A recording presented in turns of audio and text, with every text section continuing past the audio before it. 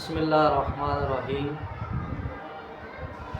اللہ کے نام سے شروع جو بہت مہربان نہایت رحم والا ہے۔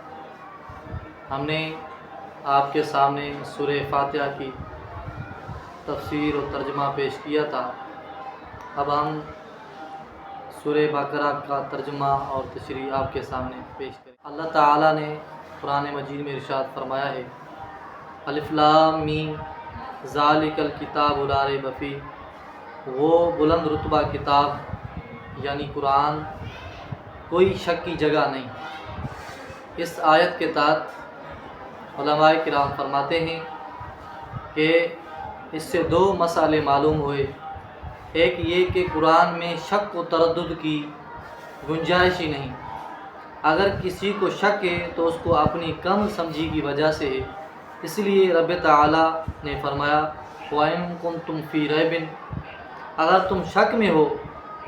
قرآن میں شک ہونے کی نفی اور لوگوں کے دلوں میں شک ہونے کا ثبوت ہے، لہذا آیات میں تعارض نہیں ہے۔ دوسری یہ کہ قرآن میں شک نہ ہونا اس وقت درست ہوگا کہ جب حضرت جبریل علیہ السلام میں اور حضور علیہ السلام میں صحابہ کرام میں شک نہ ہو۔ کیونکہ جبریل علیہ السلام نے قرآن اللہ سے لیا ہے، اور جبریل علیہ السلام سے قرآن حضور نے لیا ہے، اور حضور سے قرآن مجید صحابہ نے لیا ہے۔ تو اگر کوئی ان تین جگہوں میں یعنی اگر صحابہ میں شک ہو جائے، نبی کی ذات میں شک ہو جائے یا جبریل کی ذات میں شک ہو جائے تو قرآن بھی مشکوک ہو جائے گا۔